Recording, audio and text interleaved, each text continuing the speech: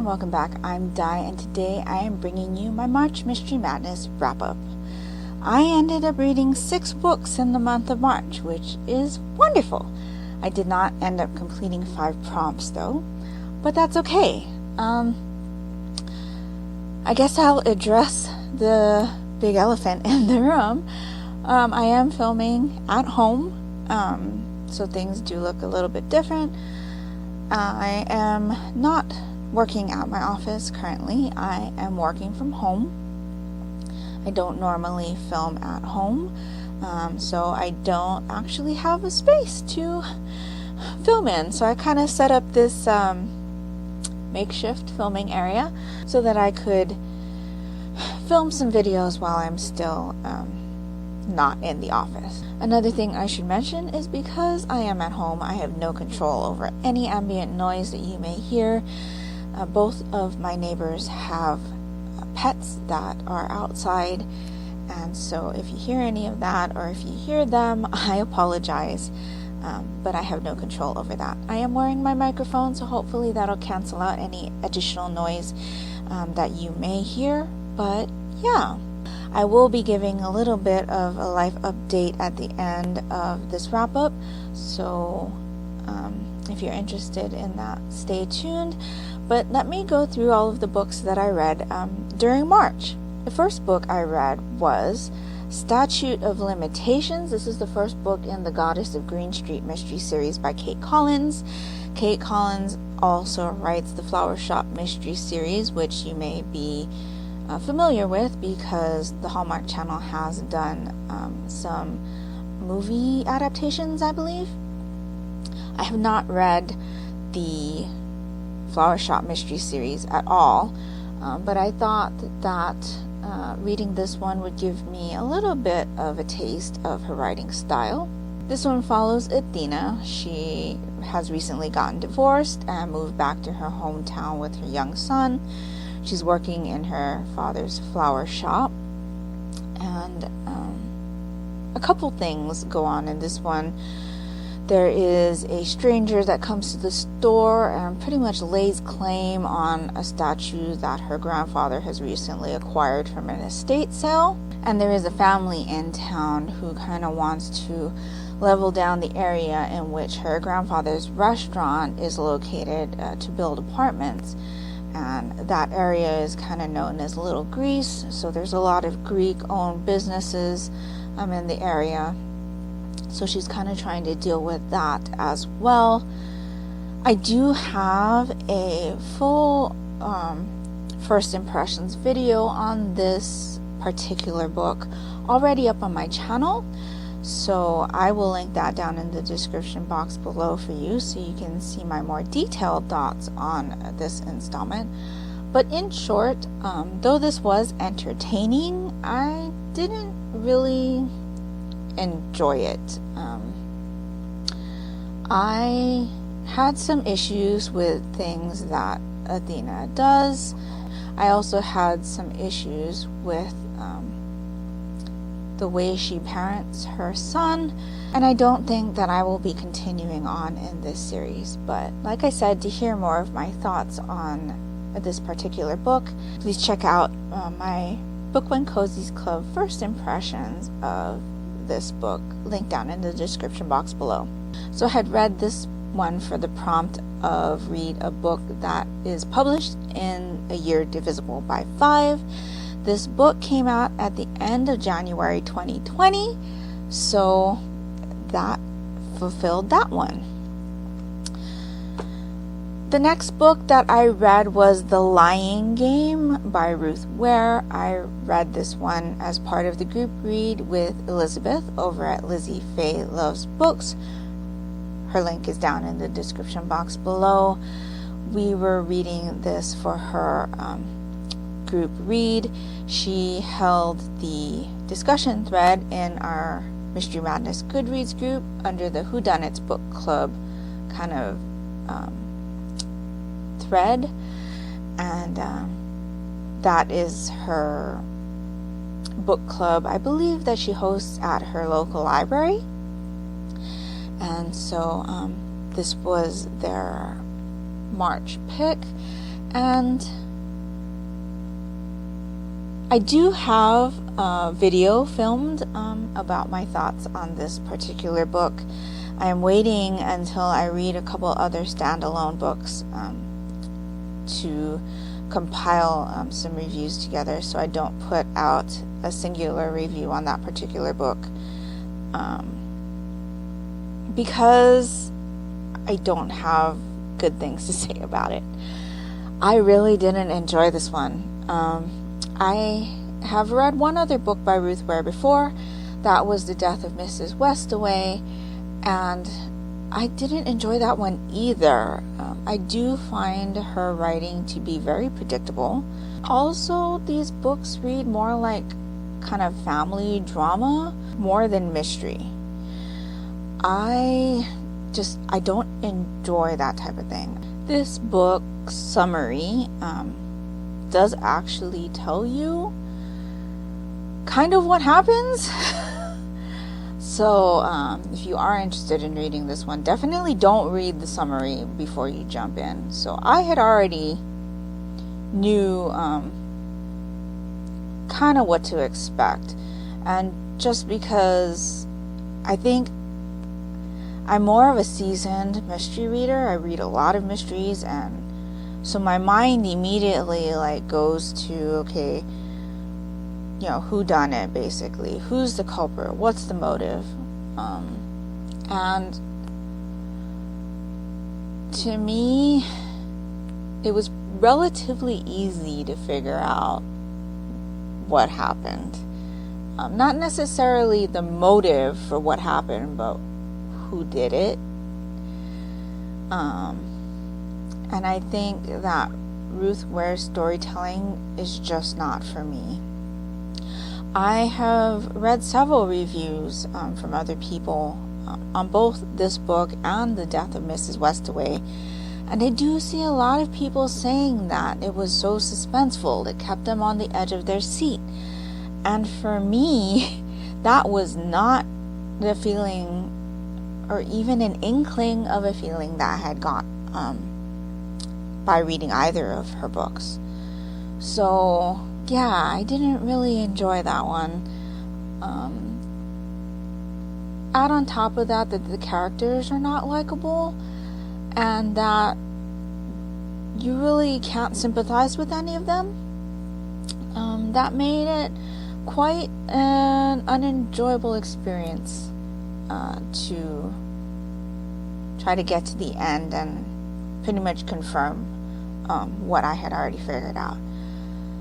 I do have to say, though, that it was definitely the right choice to make the narrator the person that is the narrator of the story, because I don't think it could have been told from any of the other characters' perspectives.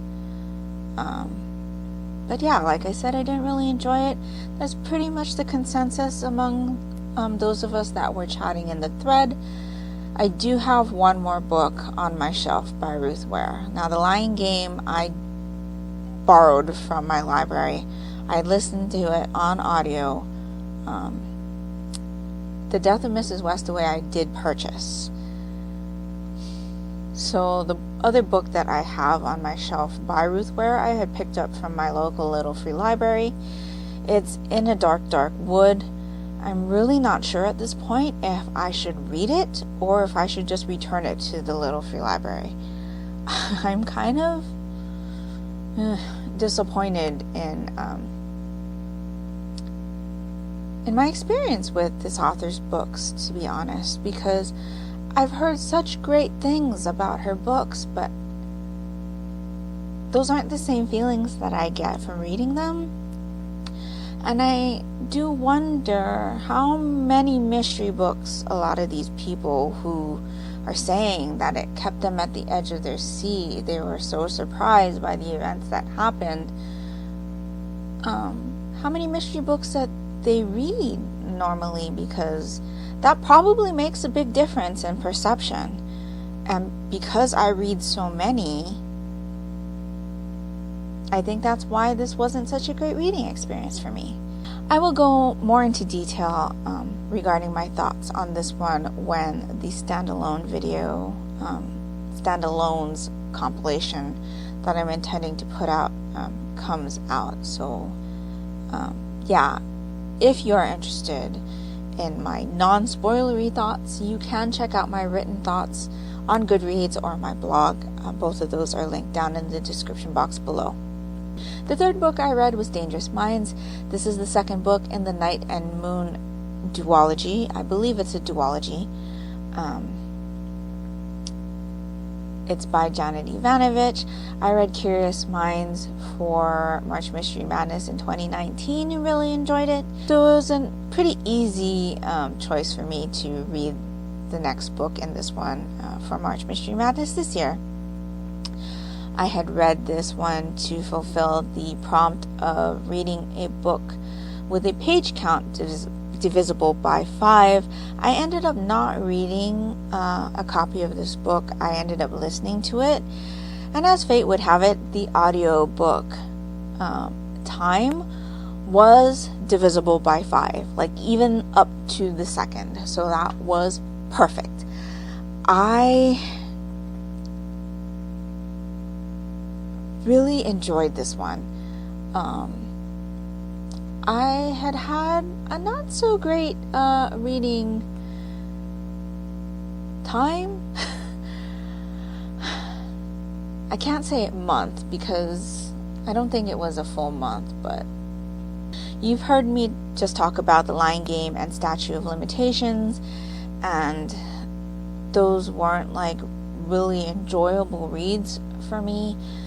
The couple books before that weren't really enjoyable as well, so I was kind of feeling myself getting into a reading slump.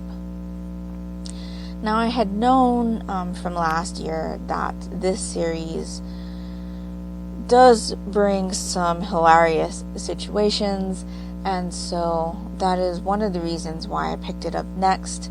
And it was the perfect choice to read because it was hilarious. It is over the top at times, but it was just what I needed to kind of prevent me from going into a reading slump. This one follows Emerson Knight, who is an eccentric billionaire, and his right-hand woman, Riley Moon, I guess. She kind of fell into this position in the first book when she was assigned to help him, because in that book he was actually wanting to see his gold, and Riley had worked at the bank at the time. But anyway, following that investigation, they're now visited by one of Emerson's acquaintances who was living on an island kind of near Samoa, and he was evicted from the island by some government agency and was not told why he was being evicted. But anyway, when he tries to make his way back to the island, he discovers the island is no longer there. So he asks Emerson to help him find his missing island. This one mostly takes place in national parks, specifically Yellowstone, and they do also visit the Big Island of Hawaii, and so that was very interesting and fun. I just really needed this over-the-top, hilarious story. I did do a video on this one as well. It is in a recent finishing the series video. Now those videos may contain spoilers, so if you're wary about hearing spoilers on this one, definitely check out my written thoughts on Goodreads or my blog, and those always are non-spoilery. So yeah, I really enjoyed that one. So the next book I finished was the Book One Cozies Club book for the first quarter of 2020. Now, before all of the changes happened with Book One Cozies Club, and I do have a video on that one as well, I had Book One Cozies Club on a quarterly kind of reading schedule. So I had picked a quarterly installment already at the end of 2019 for the beginning of 2020. So even though I had statute of limitations as our Book One Cozies Club for March, because now we're back to being monthly, there was still the quarterly selection. So that book was Fundraising the Dead. It is the first book in the Museum Mystery Series by Sheila Connolly. And this one follows a woman who works in a museum, and in the course of looking into one of the museum's board of directors' family's documents that are being housed at the museum, one of her colleagues is killed in the museum. And so she not only is trying to find this board of directors documents, but also inadvertently kind of investigates her colleague's murder as well. This one I didn't read for any specific prompt, and this is why I didn't complete 5 prompts. But that's okay, because the whole thing about March Mystery Madness was to either read 5 books or complete 5 prompts. And so I did complete or read 5 books. So that's okay. But anyway, this one took me a really long time to read. I kind of felt myself going back into that reading slump. This particular one is not going to have a dedicated review. Recently, I have been trying to put up Book One Cozies Club first impression videos on the Book One Cozies Club selections, because I kind of felt like my reviews on them were getting buried in like monthly wrap-ups and things. So I have been trying to put out dedicated videos, not only to spotlight these series, but to help people who are reading along with me and to hear about what I thought about these books. So that has been a relatively new thing recently with my channel, and I think I started that last November or so. But I normally have something good to say about the selection. I never like to put out a singular review on a book where I don't have anything good to say about it, where I only have kind of negative things to say about it. And I normally don't read books that are like that. However, though this book was not terrible, I can't really tell you that I enjoyed much, if anything, about it. At this point, I can't even tell you what our main character's name was. I guess that's an indicator of how much I didn't enjoy reading this one. But her investigative style, I didn't enjoy. Some of the things that were put into action in regards to investigating, they aren't legal. And if they had found any evidence doing those things, they wouldn't have been admissible. I do feel like even though they realized that what they were doing wouldn't be admissible, if they found any information, was still only carried out so that the book would have some like racy content.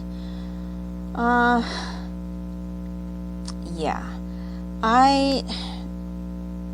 I did get this book for free from Kindle. It was a free selection many years ago, so I had already had it in my library. But yeah, I didn't really enjoy this one. The board of director character, I believe her name was Marty, she was pretty interesting.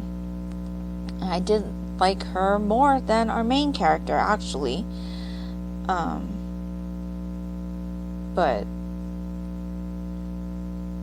yeah, I didn't really enjoy this particular read. I do already have the second book in this series, so I will be continuing with that one to see, what I think of it. Had I not had it in my possession, I probably wouldn't continue with this one, but since I do, I will.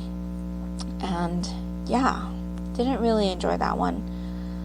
Of course, because this one took me so long to read, I felt like I was getting into a reading slump again.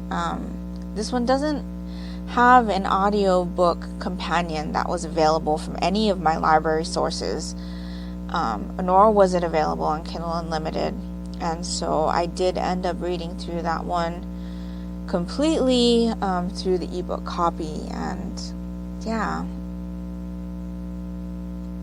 I don't know, felt myself going back into a slump. So I picked up Obsidian Curse, which is the 5th book in the Stacey Justice Mystery Series by Barbara and Nino. Obviously, 5th book in a series is one of the prompts, so I had saved this particular one for March instead of reading it right after the 4th installment, which was Emerald Isle, which I really, really enjoyed, and then was let down by this particular installment. In this one, Stacey is dealing with some repercussions of things that her aunt did in the 4th installment. And for those of you who are unaware, the Stacey Justice Mystery Series is a witchy mystery series. I believe it was called the Reluctant Witch Mystery Series when it first came out, because Stacey at the beginning of the series really doesn't identify as a witch. Things happened in her past where they made her renounce her destiny. So in this one, like I said, she's dealing with the repercussions of things that her aunts had done in the 4th installment. Also, there's a big school reunion in her town, and her town is kind of small, so they don't hold class reunions. They hold an all-school alumni reunion, and one of the alumni from a previous class has become a well-known author, and he asks Stacey to help him investigate the murder of his parents from when he was younger.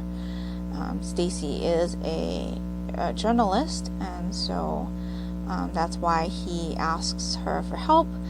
And yeah, I didn't enjoy this one as much as I thought I was going to. I kind of felt like I was passively reading this one, or listening to it, because I did listen to it on audio, the entirety of it, through Kindle Unlimited. But I didn't really connect with the story at all. It didn't feel like I got immersed in it. I do only have one more book to go in this series, so I am looking forward to finishing another series. But yeah, was disappointed with this one, but I did enjoy the investigation into her, I guess not really classmate, but fellow alumni's parents' murder. I do have more detailed thoughts in finishing the series episode on this one, as well as the next book and the final book that I will be talking about up on my channel, so I'll link that in the description box below as well, in case you want to hear more detailed thoughts on that. And the last book that I read in March was the 3rd book in the year-round Christmas mystery series by Vicki Delaney, which was Hark, the Herald, Angels, Sleigh. This was the Book One Cozy's Club bonus book for December 2019. We have been reading through these books as a bonus selection since 2018. We read the first book as our December selection in 2017. So, yes, you heard me right. I was supposed to read this in December of 2019, and I didn't get to it. I just wasn't in the right headspace for holiday stories, and because I know I enjoyed this series so much, I decided to not read this one until I was in a better frame of mind. This one takes place in a town called Rudolph, and they normally have Christmas festivities. It's a cozy mystery series.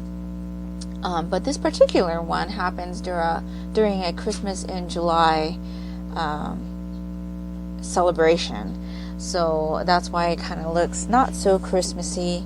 I also read this one because it has a wooden deck, and because the 5th anniversary gift is wood, this one would satisfy that prompt. Like I said, I didn't complete all the prompts, but that's okay. I really enjoyed this one. I am definitely excited to continue this one in December. And this particular one follows Mary's ex-fiancé coming back into town with the magazine that she used to work for. They're doing like a special spread on the town's festivities, and I want to kind of spotlight that. Mary traditionally helps out with the festivities in town. She plays Mrs. Claus, and right before the Christmas in July parade, she notices that she has left her basket of goodies that she was going to hand out to the kids during the parade at her store, which is Mrs. Claus's Treasures. It's a little trinket shop that kind of spotlights the local artists. So she goes back to her store and finds that her employee is not there, the employee that she has scheduled to work the shift, even though the shop is open. So the shop is open without an employee, and she discovers the dead body of her ex-fiancé lying in her shop. So this one follows Mary trying to figure out where her employee is, and maybe what happened to her, and who killed her ex-fiancé. So yeah, like I said, I really enjoyed this one. This was the last book that I read for March. I really, really enjoyed it. And like I said, because I was kind of going into another slump, I really needed something to kind of rejuvenate my reading again, and this was perfect. I'm really looking forward to getting into the 4th book in December. And like I said, more thoughts on this book is with the thoughts on Obsidian Curse in the Finishing the Series episode that I had mentioned previously, and is linked down in the description box below. So yeah, those were the 6 books that I read for March, and I think I had a pretty good reading month despite the kind of slumps that I was going towards a couple times during the month. But I did have a really great time reading with everybody, and I'm happy for another successful March Mystery Madness. I thank you all for joining in on our reading event, whether this was your first time or if it was your 5th time, and I look forward to having you join us again next year. So I did tell you that I'd have a little bit of a life update for you at the end. So that's all of the talk about books that I have for you in this particular video. If you're not interested in hearing about my life update, I will see you next time. If you are sticking around for the life update, like I mentioned, I am working from home right now. I'm not sure how long this is going to last, but funny enough, I was working from home last year around this time because there were some delays with the new office building that my company was going to be moving into. So working from home hasn't been that bad of a switch. It was pretty easy to fall back into gear and stuff with my work setup and things like that. Thankfully, with what I do, I don't need the things that are in my office. The only kind of downside of not being in the office for me has been not having the filming setup. So that's pretty much the only thing that's been different. My personal life hasn't really been affected all that much. I'm pretty much a homebody in my normal life, so staying home hasn't been a great burden for me. I have been working on a test knit for a new designer pretty diligently all throughout March, and I'm still working on it, so that's been helping me a lot. Other than that, my daughter has started up her university classes again. They're all online, and so she's doing some video conferencing for that. She's actually in a class right now. My mom is off of work for the foreseeable future. She hasn't been laid off, but because of the shutdowns, she is unable to work. She does work at a bookstore, and so yeah, we're all at home. We're all healthy, and that's really all I can ask for. So yeah, I hope you're all doing great and staying safe and are staying healthy. And that's pretty much all I've got for you today. Let me know if you've read any of these books or have read any of these series or these authors, and especially if you have thoughts on the Ruth Ware books, specifically In a Dark Wood, if I should just return it to the Little Free Library or if I should actually read it first. Definitely let me know that in the comments below. Anyway, that's all I've got for you today. I hope you're all doing great, and until next time, take care, and smile always. Bye.